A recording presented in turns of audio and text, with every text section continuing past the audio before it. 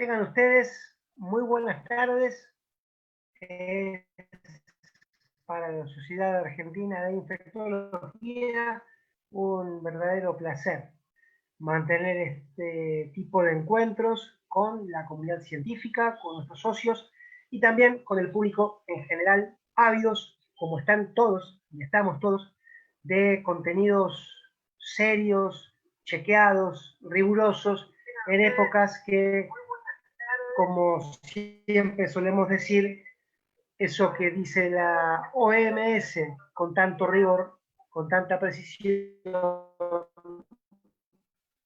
la infodemia enferma más que lo que cura, la suerte de malas noticias, noticias erróneas, noticias que no son chequeadas y que confunden mucho y en nada favorecen al cuidado de la salud pública, que es un tema que a la Sociedad Argentina de Infectología, por definición, lo desvela. Le vamos a pedir a Gastón, a Romina y a Cristina que muy lentamente vayan habilitando sus videos y sus micrófonos. El tema de hoy, créanme que es realmente apasionante. Allí estamos todos, qué lindo verlos. Entonces aprovecho ya formalmente para agradecerles, Cristina, Gastón, Romina, ya tendremos las presentaciones de rigor. Agradecerles, digo, porque ustedes ya lo verán en el transcurso de la charla y en los días posteriores, es realmente mucha la gente que tiene necesidades de acceder a contenidos comprobados por parte de sociedades científicas.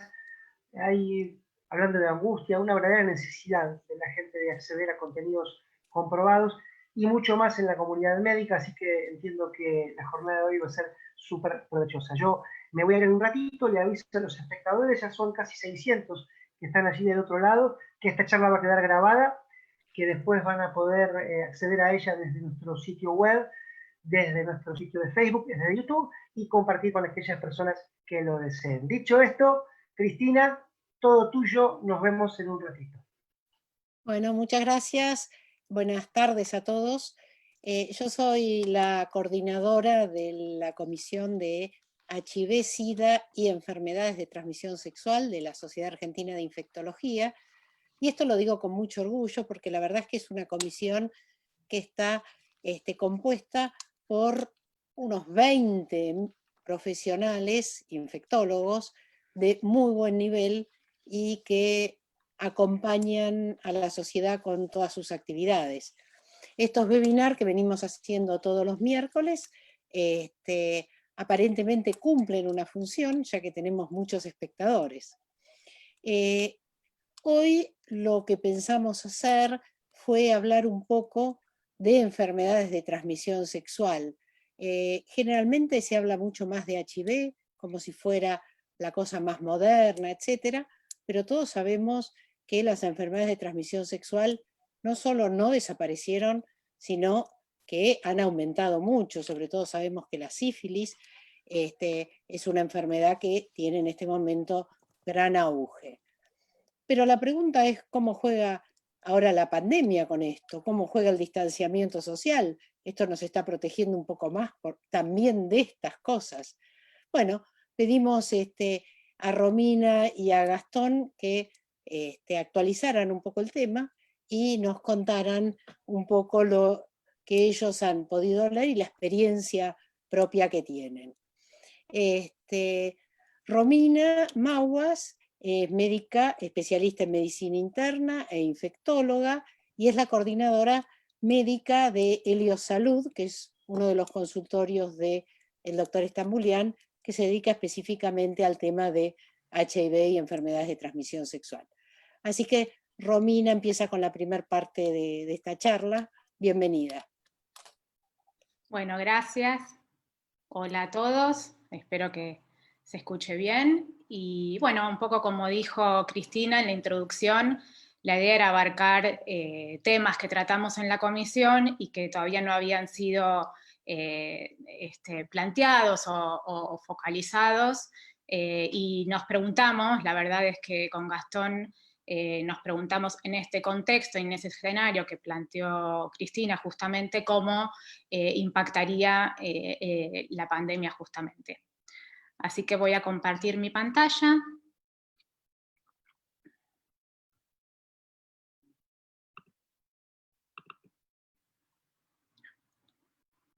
Espero si se ve bien. Bueno, esta era un poquito entonces la temática a plantear, y lo dividimos la charla, digamos, en diferentes ítems, por lo menos comentar inicialmente salud sexual y reproductiva, cómo evaluamos y cómo darle continuidad a este programa en contexto de la pandemia, cómo adaptar la atención y las campañas de testeo, que digamos, pudimos encontrar en relación a cambios en el comportamiento sexual de las personas durante este contexto o durante el confinamiento, que encontramos sobre el virus y las secreciones genitales, y recomendaciones también para dar en relación a las prácticas, que es básicamente algunas cosas que nos preguntan nuestros pacientes durante las consultas, y obviamente haremos reflexiones finales. Entonces, en principio, me paré porque, bueno, yo no escucho a nadie, espero que todo se escuche ok. Justamente el escenario, digamos, donde la pandemia irrumpe es el escenario, digamos, de incremento claramente, digamos, en las infecciones de transmisión sexual. No vamos a detallar las causas, pero lo hemos charlado en el último tiempo. Tiene que ver con cambios en el comportamiento sexual de las personas durante los últimos años, en relación justamente al uso de aplicaciones móviles, incremento del sexo casual, incluso sexo grupal. También sabemos que hay influencia de las drogas recreacionales en relación a disminuir un poco al cuidado en el momento de la relación sexual. También conocemos cuáles son algunas prácticas de mayor riesgo, y también entendemos que obviamente juegan un rol el uso de píldoras para disfunción eréctil, que nos permiten obviamente tener una sexualidad activa muchos años, y disfrutar de una sexualidad plena, pero a veces también, digamos, con el correr de los años nos olvidamos de la existencia de las infecciones de transmisión sexual. Sin duda, obviamente, y no voy a detallar, el menor temor hoy por hoy que hay de adquirir el VIH, es una infección crónica, tratable, con un excelente pronóstico si uno sigue su tratamiento y seguimiento. Digamos, el concepto de estoy indetectable, digamos, esto es intransmisible, y obviamente, digamos, la posibilidad también de utilizar prevención pre-exposición, que también impactará en la conducta también. También se han definido nuevas vías de transmisión, y hay claramente escasa información sobre salud sexual y reproductiva en varios lugares y países, y también algunos países han reconocido que, digamos, hay recortes presupuestarios en sus, digamos, para manejar los servicios de salud sexual en sus países. Entonces, un poco en este contexto, comentarles que claramente nosotros sabemos que el mayor impacto de una ITS es en la población joven, de las y los jóvenes, y entonces uno busca, cuando estudia y trata, digamos, a las personas jóvenes, las recomendaciones, digamos, sobre salud y derechos sexuales y reproductivos para las y los adolescentes. Son claros los lineamientos de la Organización Mundial de la Salud y cómo tenemos que trabajar. Ya aprendimos a trabajar en VIH, en prevención combinada y atención del VIH con este enfoque de prevención combinada, abarcando las tres áreas: biomédica, estructural y comportamental. Y entonces, digamos, cuando uno trabaja, digamos, en prevención y atención de ITS, obviamente nos vamos a interrelacionar con otros puntos del cuidado, y va a tener que ver obviamente con cuestiones que maneja mucho, digamos, el área de ginecología obstetricia, que tiene que ver con la orientación y suministro de métodos anticonceptivos, con la atención prenatal durante el parto, digamos, atención, digamos, del aborto seguro, provisión de educación sexual integral, prevención y apoyo, digamos, sin duda, de la violencia contra las mujeres y las niñas, prevención de prácticas nocivas. Entonces es un, digamos, gran tablero que no podemos desconocer, y obviamente cuando uno trabaja en el consultorio aparecen a diario. para, digamos, comentar justamente y entrar en el tema de lo que es la salud sexual y reproductiva en este contexto, digamos, durante la pandemia. Les recomiendo, digamos, y después me pueden contactar si quieren y el que esté interesado, digamos, en hacer este seminario web con mucha información acerca de los casos confirmados y probables que hay en el grupo, digamos, de jóvenes.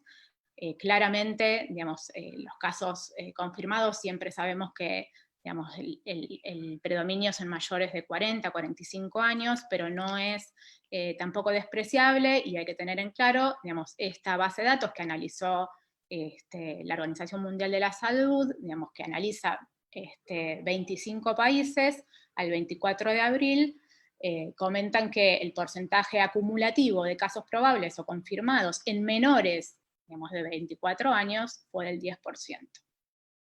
Y si desglosamos por edad, impactó igual en los jóvenes de género femenino, masculino. Morbilidad grave o mortalidad, digamos, grupos más vulnerables. Sabemos que hay 3 tipos de vulnerabilidades relacionadas con factores biomédicos. O sea, sabemos, como dijimos recién, que la edad es un factor de mayor vulnerabilidad, y estaremos atentos a los adultos mayores, y condiciones subyacentes. Sabemos también las condiciones comórbidas relacionadas, pero, digamos, también no olvidar situaciones específicas que colocan a un individuo, digamos, en mayor vulnerabilidad, que son los refugiados y migrantes. Nosotros asistimos también digamos, en los últimos años a población que ha venido de Venezuela, de Colombia, y a veces, digamos, están también en una situación de mayor vulnerabilidad por justamente algunos determinantes sociales que vamos a ver posteriormente. Obviamente personas que viven en emergencias, situaciones humanitarias, personas que viven en condiciones cerradas, y que, digamos, importante que son los determinantes sociales de la salud cuando hablamos de salud sexual reproductiva en los jóvenes. Digamos, todos sabemos, no voy a...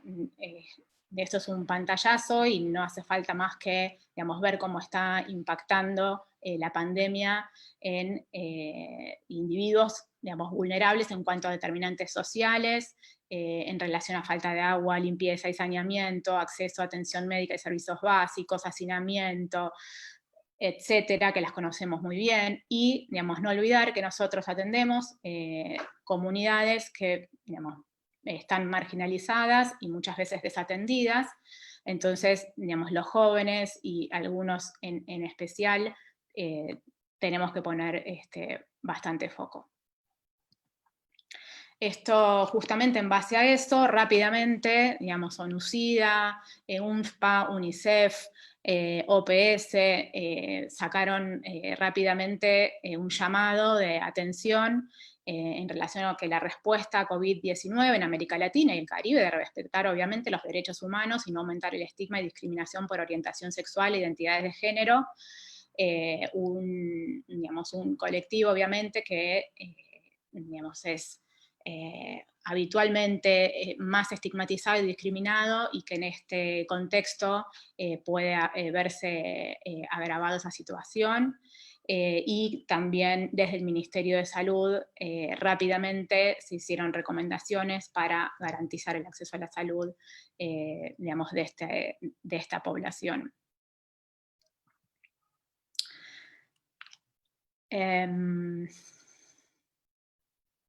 Quiero ver, esperen, a ver, ahí está. En relación a cómo brindar servicios de salud sexual y reproductiva hoy, algunos problemas y desafíos. La CEPAL prevé una contracción de 1.8% del PBI regional. Esto podría llevar a un incremento del 10% del desempleo en la región, y que la población viviendo bajo línea de la pobreza se incrementa en 5.6%. La verdad que el panorama no es alentador. Obviamente UNFPA y LACRO han analizado la relación entre estos indicadores macro y el consumo, obviamente, de anticonceptivos modernos adquiridos por las y los usuarios en farmacias. Frente a toda esta contracción de la economía, digamos, y el incremento de la pobreza, obviamente se estima que 18 millones de mujeres, entre ellas las adolescentes, podrían discontinuar el uso de anticonceptivos modernos, y esto implica un riesgo incrementado de más de 600.000 embarazos no intencionales y más de 750 muertes maternas evitables.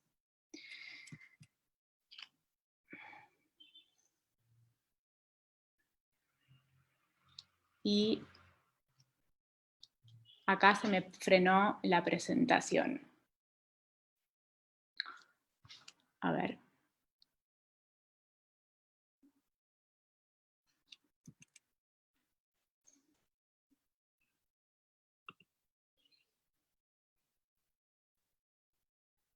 ¿Alguien me escucha ahí?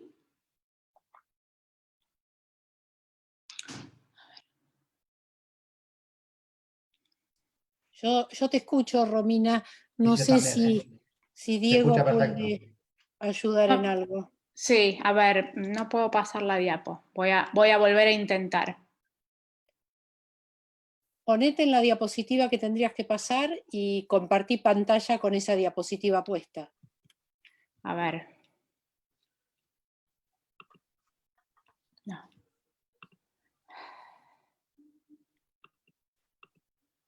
Ahí está. Ahí se ve, ok. Bien. Compartí pantalla, no Pero vemos compartita, nada. no se ve ahora. Perdón, bueno. Ups.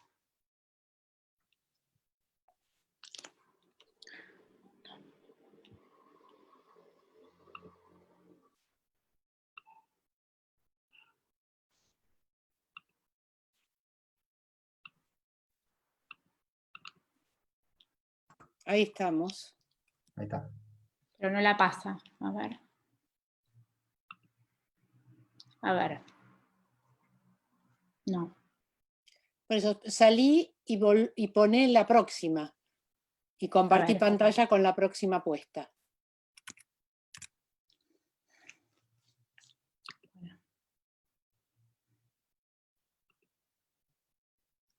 ¿Ahí se ve? Perfecto. Ok. Perfecto. Sí, no sé qué, pero no sé igual qué pasa. O sea, la pasé, pero bueno, voy a ver si la siguiente pasa. Disculpen. No sé. Bueno, siguiendo, obviamente en este contexto, sabemos que las barreras de acceso en el marco de COVID-19 aumentan. ¿Por qué? Porque reducción del personal de salud disponible para proporcionar servicios de salud sexual reproductiva, menor acceso a los centros de salud que están cerrados o tienen horarios reducidos. Hay interrupciones, obviamente, en la cadena de suministros de anticonceptivos. Las y los pacientes evitan visitar los centros de salud por temor al contagio por COVID. Impacto económico hablado impide la compra de anticonceptivos, hay más exposición, y es claro, a la violencia de género y salud sexual por el aislamiento. Las y los adolescentes tampoco cuentan con información fiable, dado que están cerradas las escuelas y es un ámbito, digamos, de educación sexual o de brindar educación sexual. Y finalmente, obviamente, las y los adolescentes no saben a dónde ir, ni cómo obtener información al respecto. Y me pasa lo mismo, ahí se ve. Bueno, por lo menos pasó. Sí. Ok, quédate ahí, Gastón, porque por las dudas. Bueno, entonces, planteado un poco esto, digamos, las prioridades para UNFPA son garantizar el acceso y continuidad de servicios de salud sexual y reproductiva, incluir a las adolescentes y jóvenes, también, digamos, proteger a los trabajadores de la salud, con lo cual hay que reorganizar los servicios. Debemos abordar la violencia de género y la violencia sexual. Tenemos que asegurar que productos esenciales de salud sexual reproductiva y anticonceptivos estén disponibles para quienes los necesitan. El sistema, digamos, debe estar organizado y preparado para tener la capacidad de mantener un acceso equitativo durante todo lo que dure una emergencia, obviamente limitando la mortalidad directa, pero también una mayor mortalidad indirecta.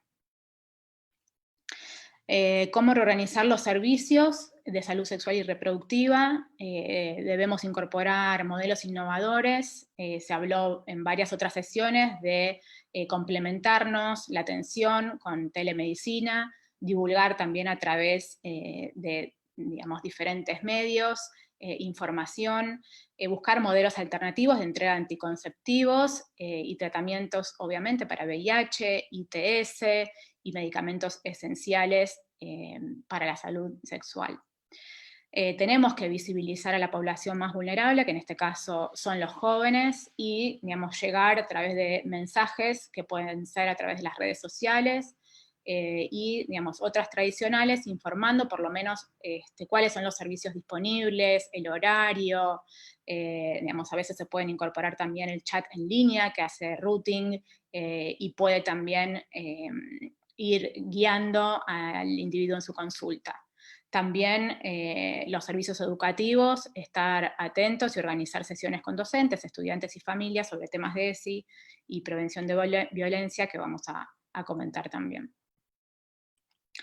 Claramente, lo que nos dice digamos, la OMS y la OPS es que servicios no diferibles durante la pandemia serán estos que tienen que ver con el cuidado durante el embarazo, parto y posparto, y atención del recién nacido, planificación familiar y consejería, cuándo continuar o discontinuar un método, proveer anticoncepción oral de emergencia, atención a mujeres víctimas de violencia, personas con síntomas de ITS, podríamos hacer, digamos, ahí un triage, obviamente ver las personas sintomáticas, tratar en forma sindromática, y en tal caso, digamos, individuos asintomáticos para chequeo de ITS, digamos, aunque sea hacer una asesoría online. Interrupción voluntaria del embarazo o ILE donde sea legal, atención de personas que viven con VIH y SIDA, ya lo tocamos en otros webinars, y es claro que tenemos que ser continuos en esto, suministrando y facilitando el acceso al tratamiento antirretroviral y atención en salud mental que tanto nuestros pacientes lo necesitan. Estas son guías que pueden acceder también respecto a la atención y asesoramiento para proveer métodos anticonceptivos durante el estado de alarma sanitaria.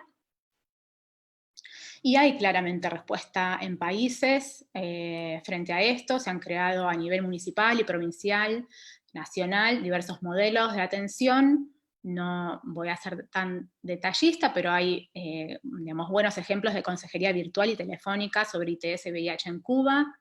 También se están haciendo asesorías en nuestro país a nivel provincial, a través del Programa Provincial de Salud Integral de las Adolescencias, y el nacional a través de la línea 0800 Salud Sexual, línea telefónica también de contención y apoyo emocional para adolescentes y prevención de la violencia en Argentina, gracias a la línea abierta del Ministerio de las Mujeres, Géneros y Diversidad.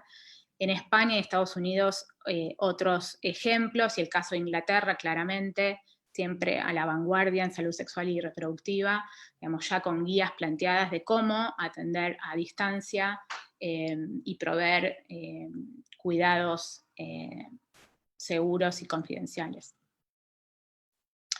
Y, digamos, un poco para ir terminando, digamos, con esta temática, educación sexual integral y COVID, es interesante también, obviamente, que el confinamiento es una oportunidad, de alguna forma, para impartir educación sexual integral, desde, digamos, lo que es la educación formal, no formal, desde los servicios sociales y de salud.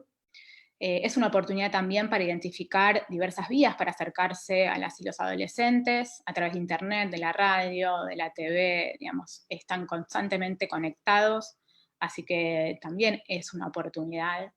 Hay que identificar las poblaciones adolescentes más vulneradas y articular, obviamente, en todo el territorio la intervención. Hablando también en este seminario, digamos, me interesó nada más ciertos interrogantes que planteó Mirta López, que es coordinadora del Programa Nacional de ESI, del Ministerio de Educación. Digamos, tienen grandes desafíos, obviamente, a nivel escolar, varias preguntas en relación a si se puede adecuar a la virtualidad cualquier contenido de aprendizaje, si todo el estudiantado está en condiciones iguales de acceder a la propuesta virtual, qué pasa obviamente con la desigualdad educativa en este contexto. No todos pueden acceder a plataformas digitales, digamos, algunas familias ni siquiera tienen una PC en el domicilio, con lo cual eso, digamos, es claramente una desigualdad. ¿Qué tanto se puede aprender sin la mediación docente? Y esto también los docentes lo están aprendiendo. El sistema de apoyo y acompañamiento necesarios que cada familia puede brindar es igual, o sea, en esto en general uno necesita bastante acompañamiento, hay preguntas, y bueno, no todas las familias estarán para brindar el mismo apoyo. Y bueno, ¿qué pasa obviamente con el lugar de las escuelas como integrantes del sistema de protección de derechos? Que obviamente al no estar en actividad presencial, esto, digamos, cambia el escenario. Y también, ¿qué pasa? Se preguntan los docentes con el alto nivel de exposición que implica la circulación de contenidos por distintos medios. Obviamente son contenidos, digamos, que en cierta manera pueden ser disruptivos, contraculturales, generar resistencia, y entonces digamos, la amplia divulgación también tiene que ser pensada y cuidada. Hubo grandes facilitadores, digamos, para continuar con el trabajo, una decisión política, claramente, de continuidad pedagógica, a pesar del cambio de gestión y una rápida respuesta del ministerio, por lo que también Mirta López explicó. Hay grandes reservorios de recursos didácticos y materiales simbólicos que también se habían implementado y armado entre el 2013 y el 2015, preferentemente, y que tienen su continuidad, redes de referentes jurisdiccionales e intersectoriales, y la existencia del Plan ENIA, que es de prevención de embarazo no intencional en la adolescencia. Actualmente están trabajando mucho con el portal educativo Educar, que es digamos, tienen varias propuestas online, con canales de aire también y radios, para diferentes grados y ciclos de la escuela, materiales impresos y no impresos, asesorías por WhatsApp, y, digamos, varias piezas comunicacionales y protocolos de actuación para situaciones de vulneración de derechos. Bueno, de lo último, digamos, que me toca comentar, digamos, es, digamos, nuestra experiencia y que hemos analizado en relación a los testeos, digamos, para ITS, VIH durante la pandemia. Claramente la bibliografía y las guías recomiendan, digamos, que sabiendo que la preparación y el manejo de COVID-19 son claramente prioridades de salud pública emergentes, hay otras necesidades de salud muy importantes, como el testeo del VIH y la vinculación al sistema de salud, que deberían continuar. La pandemia de COVID presenta obviamente nuevos desafíos a los programas de screening de rutina. Tendremos que adaptarlos, pero no debería haber una gran reducción en la oportunidad de testeo, incluso con los obstáculos planteados. Sería un buen momento para implementar el acceso también a pruebas en el hogar, autotest, incluso gratuitas o de bajo costo. Y, digamos, algunos de los kits, digamos, que ya se utilizan en Inglaterra, digamos, que uno accede por digamos, justamente a través de la asesoría online.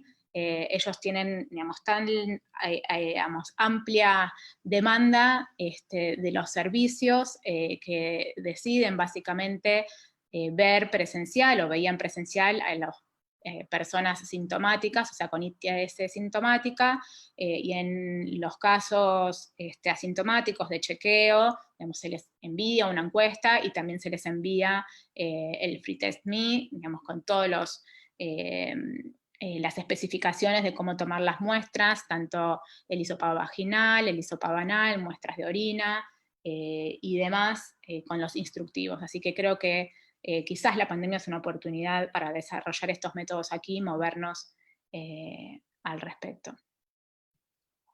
¿Cuál es la experiencia de Helios Salud en relación a la telemedicina? Bueno, por suerte pudimos implementar satisfactoriamente desde fines de marzo, digamos, la atención a través de la teleconsulta. La verdad es que creemos que la experiencia fue positiva, analizando por lo menos lo que había sucedido durante el mes de abril. Se registraron 2.242 consultas y el porcentaje de aceptación de video o teleconsulta fue del 86%, con lo cual al ofrecerla la verdad es que la mayoría de los pacientes optaron por el sí, y por supuesto se dio posibilidad a que hagan la consulta presencial. En relación a la encuesta de satisfacción, de 1 a 5, sobre un total de 444 respuestas. La verdad es que la satisfacción fue alta en cuanto a puntualidad y calidad de atención, así que, digamos, objetivamos que el área médica trabaja muy bien, como siempre, sosteniendo el servicio y ofreciendo calidad. Y comparando con las consultas presenciales que habíamos hecho un año antes, abril 2019, habían sido 2.690, digamos, actualmente durante abril hicimos 2.242, con lo cual eso nos permitió mantener más del 80% de las consultas esperadas para el periodo analizado, y bueno, garantizamos, como les dije, la atención de los pacientes y contribuimos también a las medidas de distanciamiento social. Y esta es la última, digamos, que fue el total de testeos que hicimos. Obviamente la campaña de testeo también fue suspendida en contexto de la pandemia, y la retomamos recién en mayo. Digamos, se frenó a mitad de marzo, y digamos, ustedes pueden ver, esto es testeo de VIH, digamos, esto es lo que veníamos haciendo. En general tenemos un promedio de 2.500 test por mes. Digamos, en enero tuvimos 2.099, en febrero bajamos un poco a 1.685, y obviamente en marzo, digamos, la campaña se frenó, testeamos solamente a 3 personas en abril, que prácticamente vinieron a confirmar su testeo positivo en otro lugar, y en mayo, que retomamos la actividad, digamos, ya llevamos testeados 264 personas, 11 positivos, con una prevalencia del 4.2, que no se aleja a lo que veníamos manejando. En general, el promedio de líos de prevalencia es del 5%, había sido un poco más baja los primeros meses del año. Y consultas de ITS, también en abril, digamos, hicimos un stop hasta, digamos, ver y reevaluar la atención, y, digamos, viendo justamente todo esto que les conté, lo retomamos y empezamos a ofrecer consultas y asesoramiento online y presencial. Bueno, esto le dejo entonces a Gastón, digamos, en la siguiente parte de la charla, y discutiremos algunas cuestiones finales. Así que voy a dejar de compartir mi pantalla. Bueno, Okay. Muchas gracias, Romina, muy interesante todo lo que dijiste. Una vez que el doctor Copertani termine con su presentación, va a haber un espacio para hacer preguntas. Ustedes pueden ir anotándolas, todas las dudas que se les ocurra, para hacerle a cualquiera de ellos dos. Bien.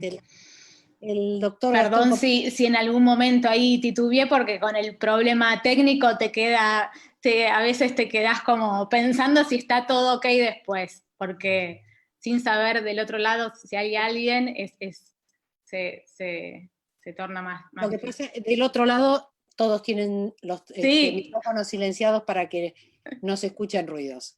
Así Sí. es que, Gastón, vos tampoco vas a escuchar ningún tipo de respuesta ni de feedback. El doctor Gastón Copertani también es especialista en medicina interna y en infectología. Trabaja en el Hospital Jusay de Vicente López, así que debe estar con bastante trabajo allí con todo el COVID. Y trabaja en el mismo Centro Helio Salud y centros del doctor Estambulián. Hago cortita la presentación, así ganamos tiempo y te escuchamos a vos. Adelante. Bueno.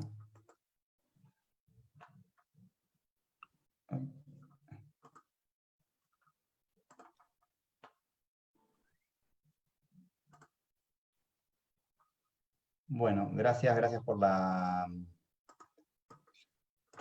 invitación, por la presentación, y un poco la idea en esta segunda parte de la charla que pensamos con Romina era hablar de cuál es la conducta sexual y la actividad sexual de las personas en el contexto del distanciamiento social, de la pandemia, hablar un poquito de qué es la transmisión sexual del virus, lo poquito que sabemos, y qué recomendaciones podemos darles a las personas para que puedan tener algún tipo de actividad sexual en este contexto de distanciamiento, cuando así se plantea en nuestra consulta.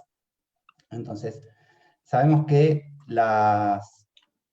el brote de COVID y las medidas estrictas de aislamiento que fueron adoptadas por los gobiernos tuvieron muchos efectos negativos en la sociedad, y que la población puede experimentar restricción de actividades, pánico, diversos problemas mentales, emocionales, disminución de los ingresos por menores posibilidades laborales, desempleo, pérdida de sus seres queridos, ya sea por fallecimiento o por estar separados de sus familias o de sus parejas. Pero además de eso, también pueden experimentar cambios únicos en sus comportamientos sexuales en estas condiciones sin precedentes que nos está tocando vivir.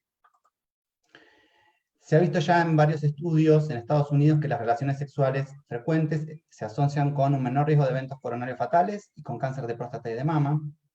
En cuanto a lo que tiene que ver con la salud mental, la actividad sexual frecuente está asociada con mayor disfrute de la vida, mejor calidad de vida y mayor bienestar y función cognitiva. Y es posible que mantener una vida, por lo tanto, que mantener una vida sexual activa o reintroducir una actividad sexual frecuente durante el aislamiento o el distanciamiento social pueda mitigar alguna de estas todas cosas perjudiciales que les estaba comentando antes, y pueda reconfortar un poco todo el malestar que las personas están viviendo en el contexto de la pandemia. Entonces, la idea es mostrar ahora un poco algunos de los trabajos que muestran cómo le repercutió a las personas las medidas de aislamiento social y de aislamiento, bien digo, en su salud sexual. Este es un estudio que se hizo en China, que incluyó una muestra de 270 varones y 289 mujeres de 18 a 45 años, que completaron una encuesta online de 12 preguntas asociadas a su actividad sexual durante el aislamiento sexual. Y se vio que 25% informaron una reducción del deseo sexual, 44% reportaron haber tenido una disminución en el número de parejas sexuales, 37% una disminución de la frecuencia sexual, y el 32% de los hombres y 39% de las mujeres informaron una reducción en la satisfacción sexual. La mayoría de los participantes con antecedentes de experiencias sexuales de riesgo tuvieron menos prácticas sexuales de riesgo. Esto podría verse como algo positivo, sin embargo, esto fue debido al hecho de que la mayoría de las personas tuvieron una disminución de los contactos y del número de parejas sexuales, con lo cual va de la mano de eso y no de que tuvieron mayores cuidados. Este es otro estudio hecho en 868 personas en el Reino Unido, que también completaron una encuesta en línea acerca de su actividad sexual durante el aislamiento. En ellas, el 39,9%, casi el 40%, reportó tener una actividad sexual al menos una vez por semana, lo que implica que el 60% tuvo una actividad sexual menor a una vez por semana. Y lo que también se vio fue que la prevalencia de la actividad sexual aumentó significativamente a medida que transcurría los días de aislamiento, 33% cuando el aislamiento duró de 0 a 5 días, a 47% en aquellos que se aislaron durante 11 días o más, lo que da una pauta de que es probable que las personas, a medida que el aislamiento va prolongándose, tiendan a, entre comillas, romper este aislamiento o las medidas de distanciamiento para buscar algún tipo de actividad sexual. En este estudio hubo una prevalencia particularmente alta de sexo masculino, personas más jóvenes, casados, que tuvieron mayores contactos sexuales que en comparación con otros grupos. Este es otro estudio hecho en España, que mide el impacto de COVID-19 en personas viviendo con VIH, y en él lo que publican los autores son los resultados de un estudio preliminar que está en marcha acerca de los efectos que tiene la COVID-19 sobre la conducta sexual de los españoles. Y lo que están viendo hasta el momento es que la frecuencia sexual ha disminuido, principalmente en heterosexuales, que hay aumento de otros tipos de prácticas sexuales, como masturbación o sexo virtual. Lo que veíamos antes en la encuesta en el Reino Unido, que a medida que se prolongaba el aislamiento, las personas tendían a romper el aislamiento. Acá están viendo lo mismo, que muchas de las personas están tendiendo a no respetar las medidas de aislamiento para poder tener acceso a relaciones sexuales, y más de un tercio de la población considera que su vida sexual está empeorando con la pandemia. Eso sumado a todas las otras variables que llevan a un disconfort en la vida cotidiana, hace que todo luzca un poco peor para las personas. Este es otro estudio hecho a 1051 hombres que tienen sexo con hombres que viven en los Estados Unidos, que midió también a través de una encuesta los impactos relacionados con COVID-19 en distintas áreas, en bienestar general, en el comportamiento sexual, en el uso de sustancias. Lo que se vio es que en cuanto al bienestar general, lo que veníamos comentando un poquito antes, la mayoría de las participantes reportaron una disminución de la calidad de vida, aumento de la ansiedad, disminución de relación con familiares y amigos, disminución de la calidad del sueño. También reportaron problemas con necesidad de recursos básicos como dificultad para comprar alimentos, recortes en sus horarios de trabajo, con lo cual menos ingreso, menos salario, incluso algunos reportaron haber perdido su empleo. Y en lo que tiene que ver con la salud sexual, el 51% de los participantes informaron haber tenido menos parejas sexuales, 68% reportó una disminución en las oportunidades para tener relaciones sexuales en el contexto del aislamiento. En cuanto a lo que tiene que ver con el uso de aplicaciones de citas, casi el 50% manifestó que no había cambio en el uso que le daba habitualmente, e incluso un 15% refirió haberlo aumentado, el uso de las aplicaciones de citas, pero solamente para conectar con otros hombres en forma virtual. Y casi el 50%, sin embargo, reportó una disminución en el uso de las aplicaciones de citas, pero para conocer a otros hombres en persona. No hubo cambios en lo que representa el uso del preservativo y el acceso a los preservativos, y en este estudio muchos participantes informaron problemas para acceder al testeo de VIH y de otras ITS, y también para acceder a sus tratamientos antirretrovirales, los que tenían VIH.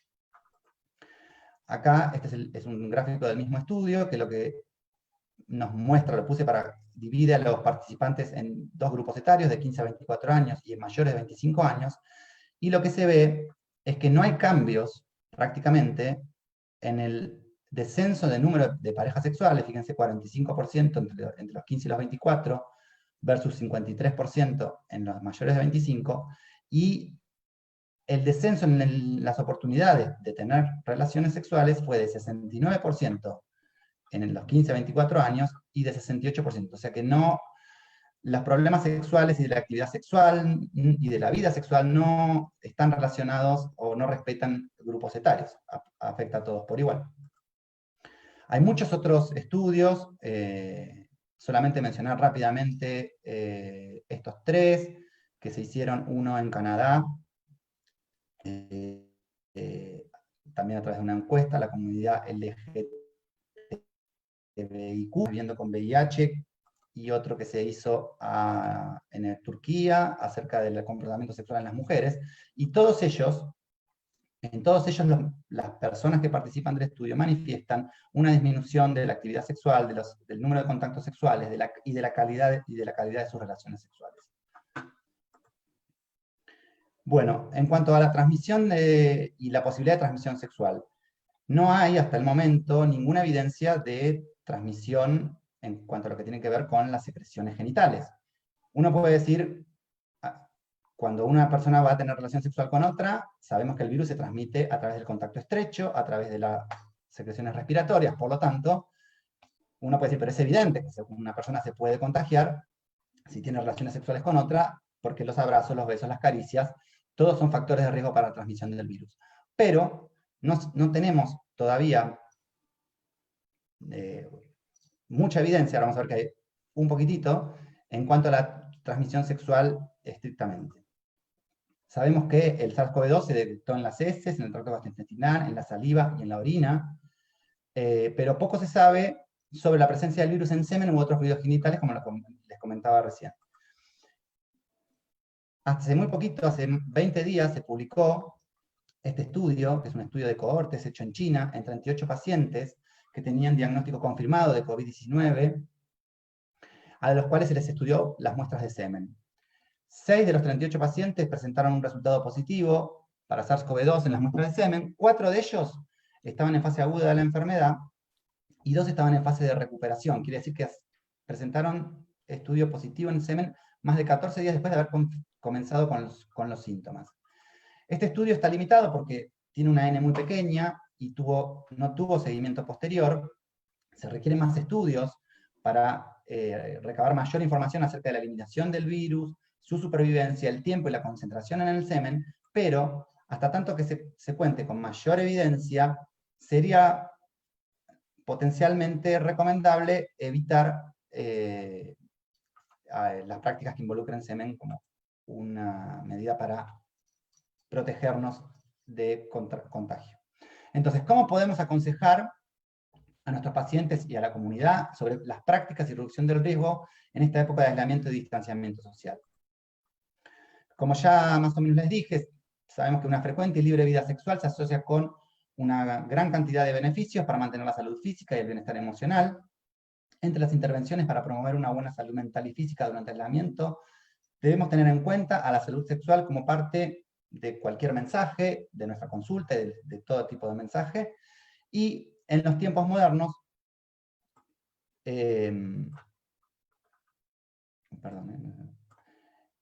las personas llevan vidas ocupadas y pueden tener poco tiempo para pasar con su pareja. Por ejemplo, ir a trabajar, por ejemplo, hacer actividad física, tener ciertas actividades, hace que en condiciones generales no se tenga mucho tiempo para pasar con su pareja. El aislamiento probablemente haya interrumpido estas actividades cotidianas, y esto puede resultar en pasar mayor tiempo con su compañero o su compañera, y esto permitiría una reconexión de la pareja, y con el correr de los días poder recuperar, aumentar o intensificar la vida sexual. Entonces, ¿qué es lo que nos recomiendan las guías en cuanto a cuáles serían las prácticas para poder recomendar y para poder reducir lo más que podamos los riesgos para contraer COVID cuando se habla de vida sexual? La abstinencia es la conducta que no presenta ningún riesgo para la salud sexual durante la pandemia. Eso es algo que lo sabemos. La abstinencia no representa ningún riesgo para ningún tipo de infección de transmisión sexual. En este caso aplicaría lo mismo. La masturbación es una recomendación segura adicional para que los pacientes satisfagan sus necesidades sexuales sin ningún tipo de riesgo para contraer infección por coronavirus. Pero hay personas que con estas recomendaciones de solo abstinencia o solamente de autosatisfacción, es probable que puedan lograr los comportamientos previstos o de satisfacer sus necesidades. Entonces, para eso es que tenemos una opción que sería el sexo virtual. Eso sería una buena alternativa, ya que permite un equilibrio entre las necesidades de las personas para tener intimidad, con seguridad personal y respetando el aislamiento. Podemos aconsejar a los pacientes que participen en actividades sexuales con otras personas a través de teléfono, servicios de videochat, aplicaciones de citas, lo que se conoce como sexting, ¿sí? Tenemos que aconsejar a usar plataformas dentro de lo que podamos, seguras y encriptadas, tener las precauciones por la privacidad de las personas. Deberíamos también advertirlos acerca de los riesgos de que las parejas con quienes ellos están manteniendo algún tipo de vínculo puedan tomar algún tipo de captura de pantalla y de esa manera verse involucrados en algún tipo de extorsión. Entonces, darle alguna recomendación para que sean los más cuidadosos posibles. Y hay algunas personas en las cuales la abstinencia completa de la actividad sexual con otras personas no es un objetivo alcanzable. No les alcanza con tener una actividad sexual virtual y necesitan tener actividad sexual con otras personas. Y en estas situaciones deberíamos tener que pensar cuáles son las mejores estrategias. La primera y la que tiene más seguridad es mantener relaciones sexuales con personas que estén también en cuarentena o en aislamiento, igual que la persona que busca tener relaciones sexuales, de manera tal que si las dos personas cumplen aislamiento, las medidas de distanciamiento, solo salen para comprar comida o hacer alguna otra actividad, pasear a su mascota, no estarían expuestos a otras personas y no tendrían mayores riesgos de transmitirse el coronavirus. ¿Qué pasa con aquellas personas que o son incapaces porque nos dicen que no quieren, o nos dicen que si encuentro a una persona que está en aislamiento como yo, o haciendo cuarentena como yo, perfecto, pero si encuentro a alguien que me guste, con quien quiero tener relaciones, yo no me importa si está teniendo o cumpliendo, pero mejor dicho, las medidas de aislamiento o no. ¿Qué podemos hacer en ese escenario para disminuir los riesgos? Lo que se puede hacer es recomendarle que minimicen el número de parejas sexuales, evitar parejas sexuales con síntomas compatibles con COVID, evitar besos y comportamientos sexuales con riesgo de transmisión fecal-oral o que involucren semen o orina, lavarse las manos y preferentemente ducharse antes y después de las relaciones sexuales, y limpiar el espacio físico una vez terminada la relación sexual. Obviamente que no tenemos que perder de vista que por ocuparnos del coronavirus, sabemos que hay otro tipo de infecciones de transmisión sexual, así que también debemos proveerles de todos los cuidados y información para que las personas prevengan contraer otro tipo de infecciones de transmisión sexual, así como la importancia en el uso de anticonceptivos durante este tiempo para prevenir embarazos no deseados. Y los profesionales de la salud debemos expresar una postura sin prejuicios para poder alentar un diálogo cómodo y minimizar la vergüenza, porque si el paciente nuestro no se siente cómodo, no está distendido, no está relajado, no nos tiene confianza, no nos va a contar lo que tenga que ver, todo lo que tenga que ver relacionado a su salud sexual, y por lo tanto nos va a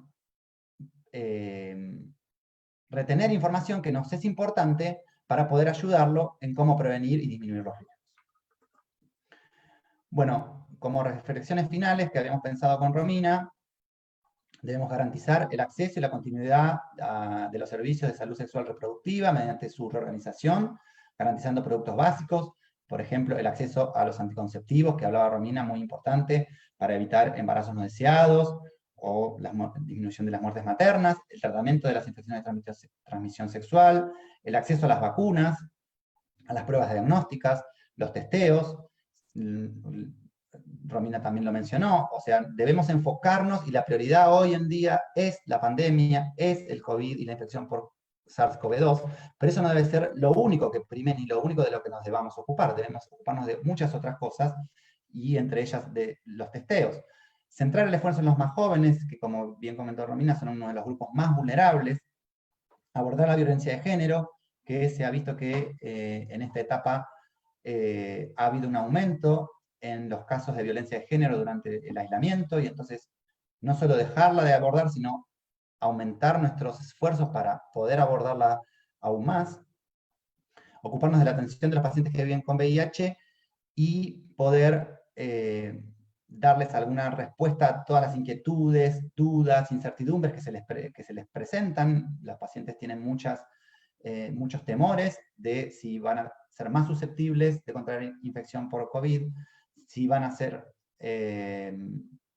tener mayor posibilidad de desarrollar una enfermedad severa.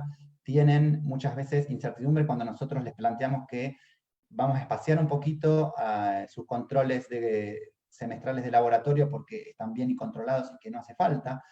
Y por ahí, usar para evitar que las personas anden circulando otros métodos que no impliquen la consulta presencial, como hablaba bien Romina, de la telemedicina, y implementar y poner en práctica consultas virtuales. Proveer los ARB y tratar de que se puedan proveer por ahí por más de un mes. Están en los hospitales públicos, se están entregando por dos meses, y en algunas instituciones, como por ejemplo en el de salud, se está entregando por 2 o 3 meses para evitar que las personas circulen y tengan que ir todos los meses y puedan proveerse por 2 o 3 meses de su medicación. Aprovechar el confinamiento como una oportunidad para brindar educación sexual integral, abordar las distintas modalidades, ¿sí? Que ya no implican solamente la escuela, y primero porque la escuela no está, y segundo porque podemos abordar otras modalidades de comunicar, internet, WhatsApp, redes sociales, para poder brindar y que podamos brindarle toda la información que nuestros adolescentes necesitan.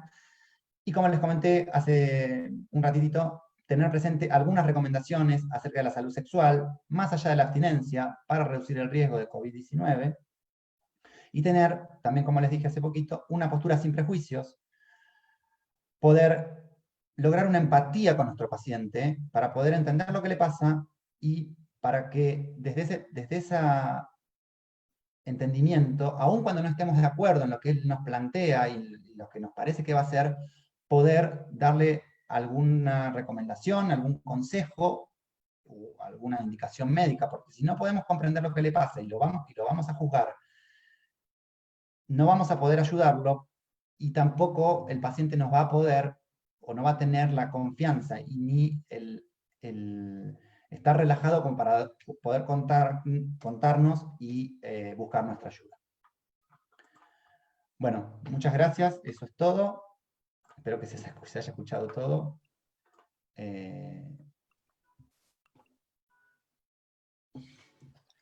Bueno, Se escuchó muy bien. me escuchó muy bien, muchas gracias, Gastón. Ahora hacemos un ratito de espacio para las preguntas que puedan surgir. Yo sé que Diego las está juntando y tratando de agrupar, generalmente son muchas, y entonces yo aprovecho para adelantarme un poquito con algunas de las que me surgieron a mí. Y entonces le preguntaría a Romina o a cualquiera de ellos dos si saben qué está pasando con la continuidad de los programas, de los pocos programas que habían de PrEP, ¿no es cierto?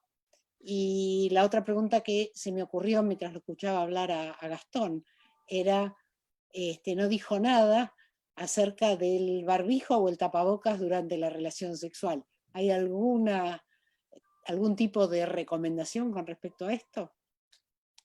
Bueno, arranco con la pregunta más fácil y le dejo lo del tapabocas a Gastón.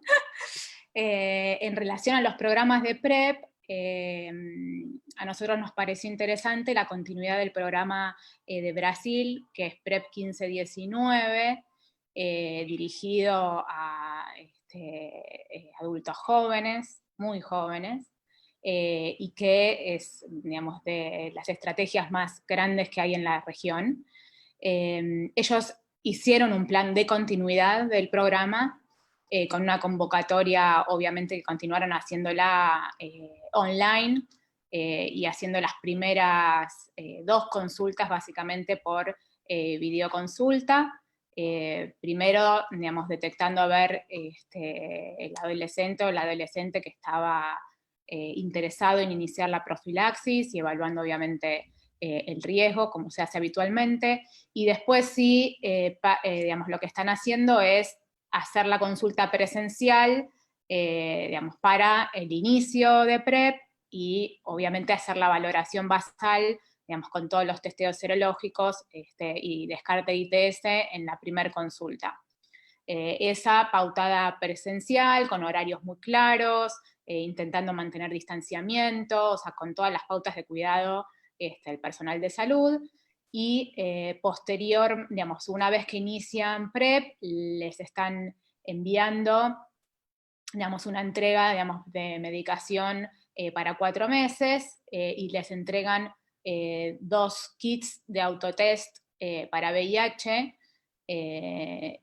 digamos, para que hagan en el transcurso del siguiente lapso. Ellos hacían habitualmente una consulta inicial al mes presencial, que, digamos, lo valoran, se hacen presencial al mes, pero ya, digamos, pero están entregando por lo menos 120 píldoras, y continúan con un asesoramiento de riesgo, digamos, durante el programa, y van pautando teleconsultas o consulta presencial, pero se sostuvo y lo están pudiendo mantener. Me toca a mí la pregunta del tapaboca o barbijo. Hay algunas de las guías que recomiendan, hubiera sido cuando puse las recomendaciones de aquellos que de todas maneras no les importa o no van a tener problemas en tener relación con alguien que no está cumpliendo el aislamiento, hubiera sido el ítem número 1. Lo hablamos con Romina y la verdad que nos pareció de sacarlo, porque si bien las guías lo recomiendan, nos parece que ya es algo difícil de practicar en el contexto, y entonces la respuesta sería, podemos mencionarlo si el paciente lo plantea. Me ha pasado hace una semana, un paciente me ha planteado que alguien le planteó tener relaciones con barbijo, y me pidió opinión, y me preguntó qué me parecía, y yo le dije que lo considerara, y que primero viera si iba a poder, obviamente, querer tener relaciones, y le di todas las pautas en relación a la minimización de los riesgos, pero le dije que era algo que iba a tener que definir él, porque en última instancia uno le puede decir que sí, y después eso no sucede, o por ahí. Yo creo que lo más probable Nos es parecía, que, la verdad por es que eso, si bien, claro, como dice Gastón, la guía lo sugiere, digamos, está dentro de las variables que uno puede considerar, más que nada si, digamos, se expone con una persona desconocida, que uno no sabe la exposición que tenga al COVID o no, pero en esa instancia me parece que es algo que en definitiva deciden las personas en ese momento. exactamente. Esa Dejarlo era como es una decisión de básicamente. ellos.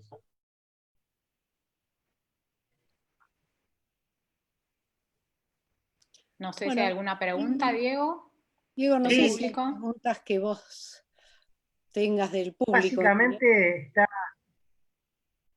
sí, claro, hubo muchas repercusiones. Es cierto que, como se les contaba Gastón, Romina, Cristina, nuestro público, el público en general, está tan ávido de respuestas todavía sobre el tema de COVID, que a veces ciertos interrogantes se dispersan y no todos son Sí. propios de la temática que trata cada webinar. ¿Acaso lo que pueda concentrar la mayor cantidad de preguntas tiene que ver con si el tema de COVID y las situaciones propias del aislamiento pueden convocar a morigerar o a dejar de tener ciertas medidas de profilaxis para enfermedades de transmisión sexual? O sea, si se pueden relajar esos controles, o si tienen que incrementarse, o no hay que cambiar del hábito, hay que hacer como que la cuarentena en este caso no importa. No, yo creo que claramente, digamos, no hay que dejar de testear ni, digamos, ni chequear y de asesorar al respecto, si bien como leímos en otros países, otras culturas, digamos, el deseo sexual en lo general, ¿no? Me parece que lo que uno ve es que, digamos, el confinamiento afecta mucho, digamos, la situación personal, hay más situaciones de estrés, angustia y demás. Si bien en las parejas, digamos, en los matrimonios o, digamos, obviamente personas que conviven juntos es una oportunidad, la verdad es que el grado de satisfacción no es bueno, con lo cual, digamos, también conocemos personas que a pesar del aislamiento, digamos, han tenido exposiciones de riesgo en menor medida. Yo creo que si bien inicialmente uno puede plantear, bueno, reorganizo mi servicio, freno 3 o 4 semanas, creo que no es una buena estrategia disminuir la asistencia. Digamos, sabemos que también como mostró el estudio británico, la mayoría de las personas cumplieron ciertas pautas y bajaron su práctica sexual los primeros días del confinamiento, pero a medida que el tiempo pasa y esto sosteniéndose en el tiempo, claramente, digamos, la necesidad sexual está, digamos, se tiene que ver con el bienestar personal, así que me parece que, digamos, que rápidamente, así como nosotros retomamos en Helios la atención, creo que también es una buena pauta para todos los que hacemos salud sexual. ¿Tenemos algún dato de acá de Argentina sobre este tipo de sensación, de si realmente, porque vos hablaste todos de datos de otros países sobre deseo sexual, satisfacción, etcétera? Sí. ¿Hay algo nuestro? Miren, nosotros estuvimos encuestando en Helios y estamos justamente analizando esa encuesta que completaron alrededor de 1.500 individuos. Esto se lanzó hace un tiempito, no preguntando específicamente digamos, comportamientos sexuales o deseo sexual en este contexto, pero sí en relación al ánimo, digamos, a la depresión, o sea, fue más enfocado a, digamos, cuestiones de la salud mental y creemos que vamos a ampliar también la encuesta, porque claramente tuvimos mucha repercusión y estamos analizando los datos, pero digamos, las respuestas y las necesidades en relación a salud mental, que están muy obviamente en relación con salud sexual, digamos, la verdad es que la repercusión fue enorme, así que estamos analizando justamente esos datos. Sí, yo Bueno, todavía Gastón, no leí nada de acá, de Argentina, solo lo que comenta No. Romy, de la encuesta que hay en el IES. Sé muy igual que bien. obviamente otros lugares estarán encuestando, pero no conozco los Van a contenidos de publicar. la encuesta, obviamente. Bien, ya se nos estamos yendo de horario. Me parece que la última, a propósito de las consultas que recibimos y de la charla que ustedes tuvieron, tan interesante, recordamos a las personas que nos siguieron que esto va a quedar grabado en nuestras redes sociales, así que lo pueden compartir y volver a ver las veces que sea necesario, porque es muy necesario. Quería consultarles el tema de, en tiempos de pandemia, de hospitales con atención restringida, con servicios que se suspenden, aquella persona que tenga dudas sobre su situación sexual o sus hábitos sexuales y necesita hacerse un test de HIV, ¿lo tiene que hacer? ¿Tiene que esperar? Esto es una pregunta muy frecuente y creo que puede ser muy útil para las personas que nos están mirando. No, si pasó, digamos, yo considero que si pasó por una situación que considera de riesgo, debe acudir a testearse. De hecho, de las consultas que yo les comenté en mayo, digamos, en nuestro centro de salud, que hacemos como un pretest, obviamente, porque viene a testearse, la mayoría consideró que había tenido alguna situación de riesgo durante el periodo de instalación del aislamiento social preventivo obligatorio, o sea, no previo, con lo cual claramente digamos, hay situaciones de riesgo recientes y digamos, cuanto antes obviamente se haga una prueba, siempre es mejor saber. Los hospitales, Romina, perdón Gastón, brindan este servicio, quiero decir, aquel que se acerque al hospital puede acercarse porque no es que le van a decir, no, si no es por COVID, esto puede esperar. A eso iba la pregunta, digo, que se acerquen, que están funcionando estos servicios de test. Bueno, Gastón trabaja en el Hospital de Vicente López, nos puede decir qué están haciendo ahí. Elio Salud, la campaña de testeo gratuita para VIH. Es gratis. Lo que se está haciendo en Vicente López, el testeo a través del test rápido se hace en las salitas, en los centros periféricos, en las UAPs, Unidad de Atención Primaria. Y ellos siguen testeando. Si la gente se acerca y pide hacerse su testeo, se puede hacer el testeo. Y si una persona viene y nos consulta porque tuvo una situación de riesgo, porque está preocupada, por la circunstancia que sea, la atendemos. No es que le decimos, no hay turnos, porque no va a haber turnos, no sabemos hasta cuándo. Entonces le decimos que nos espere y la atendemos y le evacuamos todas las dudas que necesita. Eso por lo menos es lo que hacemos en mi hospital y en el municipio lo que hacen. Y yo puedo decir en el Hospital Alemán, como dando una idea de lo que se hace en un centro privado, se hacen todos los testeos que se necesiten. Lo único que a los pacientes puede solicitársele que pida un turno, pero un turno que es en el día, simplemente para evitar aglomeraciones en la sala de espera. Entonces se le dice, no, mire, venga recién dentro media hora, de una hora, porque en este momento hay demasiada gente, ¿no? Pero se siguen haciendo todos los estudios. Bien. Bueno, Gastón, Romina, a vos también, Cristina, enormes gracias. Agradecemos también a Sandoz, que es la compañía que nos permite la realización de este webinar. Seguramente este espacio se termina hoy, pero Cristina, nos debemos una charla nosotros porque me parece que en unos días vamos a poder comentarles la realización de nuevos espacios relacionados con el VIH y el COVID. Así que no dejen de seguirnos. Nuestros contenidos están difundidos en redes sociales para la comunidad en general y para los médicos en nuestra web con información que se actualiza permanentemente con las últimas informaciones y datos como corresponde, chequeados y con respaldo científico. Gracias Gastón, otra vez, gracias Romina por el tiempo de ustedes, gracias Cristina por ser tan buena anfitriona y a todos los que nos siguieron, gracias, será hasta nuestro próximo encuentro. Exactamente. Gracias. Gracias. Gracias. Bueno, buenas noches para todos. Buenas noches. Chao.